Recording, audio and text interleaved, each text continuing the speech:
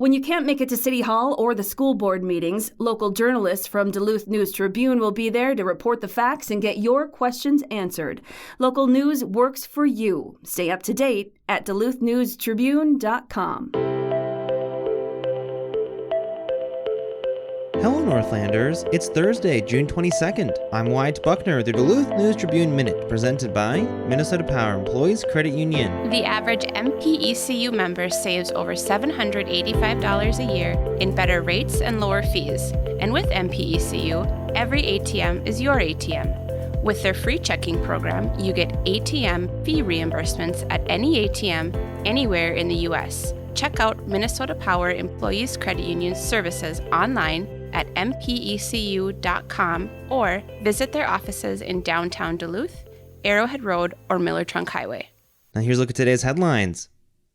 2 people were killed when a small vintage plane crashed in the Pequon Lake area north of Duluth on Wednesday morning, authorities confirmed. The 2-seat 1946 Aeronca Champion went down near the 8300 block of Pequon Lake Road, according to the St. Louis County Sheriff's Office. The occupants were Brian Handyside, 60, who lived near the crash site, and Matthew Joseph, 64, who lived in Duluth's Woodland neighborhood. Handyside, authorities said, was piloting the plane and had over 30 years of aviation experience. Both men were employed by Duluth-based Cirrus Aircraft, but were on a non-company flight, according to law enforcement and a company representative on scene. The plane is privately owned. The United States Air Force's Rescue Coordination Center detected a distress signal from the plane around 7:15 a.m., according to Sheriff's Office staff. The Sheriff's Office was called to the downed plane at 8:12 a.m. More than a dozen first responders raced to the scene, with a spotter plane first locating the wreckage in a wooded area just west of the road. There was no immediate word on the cause of the crash. A team from the Federal Aviation Administration was on site Wednesday, and the medical examiner's office arrived to remove the bodies. Authorities said National Transportation Safety Board investigators were expected to visit the crash site today.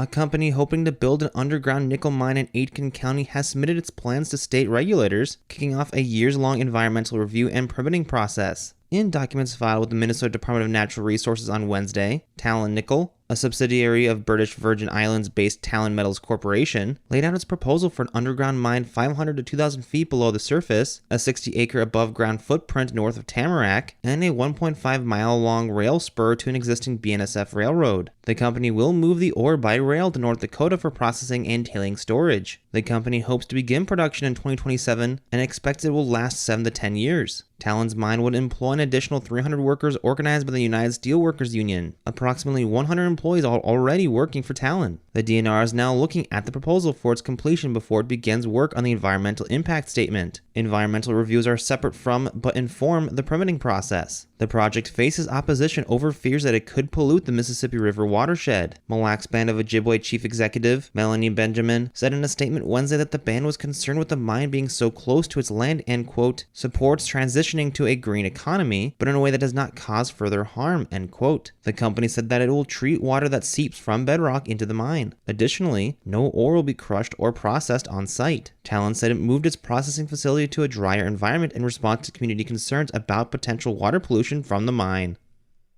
School district officials have rechristened a West Duluth sports stadium. Duluth School Board members on Tuesday voted 6-0 to rename Denfield High School Stadium after a pair of successful and well-regarded football coaches. The former public school stadium is set to be called Walt Hunting Stadium Marv Heikkinen Field from July 1st onward. Not present for the vote was board member Amber Sadowski. Hunting coached the Denfield football team from 1927 to 1955 and is the inspiration for the Hunters name under which the school's athletes play. Hunting racked up 14 citywide football titles, plus a combined 5 official and unofficial state titles. Heikkinen, who is still a familiar face at Hunter games, coached the school's football team from 1971 to 1983. Under a more formalized postseason than Hunting, he led the team to 2 state tournament appearances and a 1975 Northern Minnesota Championship. Both coaches were longtime teachers at Denfeld as well. Hunting also was the school's athletics director, and Heikkinen became an assistant principal.